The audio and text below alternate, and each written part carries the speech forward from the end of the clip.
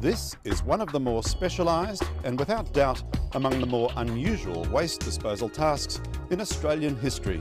Probably 18 months ago, the first inquiries came through from the RAF base, and they didn't tell us what it was at that stage, but they just said, yeah, we've got some sensitive bits of equipment they want to get rid of.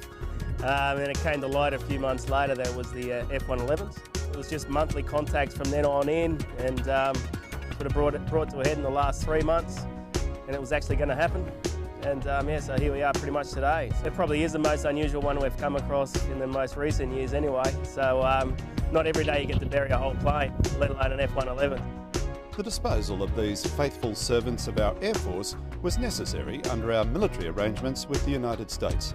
For the TEAS Services team, dedicated to state-of-the-art techniques in waste disposal, executing the contract was a great professional challenge. We take rubbish in here every day, so this is something different. The guys are excited, and you know, it's a once in a lifetime pretty much, so yeah, everyone's excited for it to happen.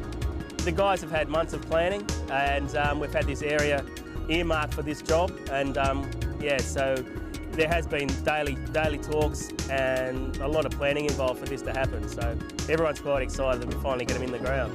The disposal is much more than just a simple burial.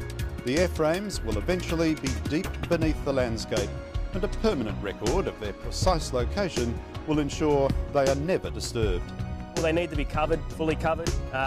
There'll be GPS coordinates as well, so there'll be coordinates taken for the GPS so that they can track them for their paperwork. They'll be compacted, so there'll be rubbish put on top of them, and the floor you'll see there will be actually the working floor for the next landfill lift.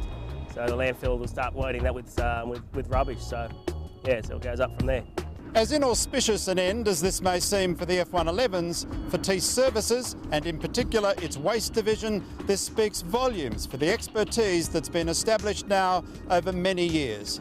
That's the reason we've won the job, was just basically our expertise. I won the job basically on our facility here, and how well our guys can manage the landfill, how well we can bury these things and actually have full security.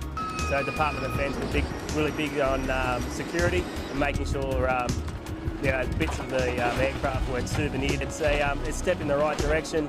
It puts us on the forefront of this sort of work, and you know, it's Australia-wide, and so yeah, it's definitely good prospects for the future.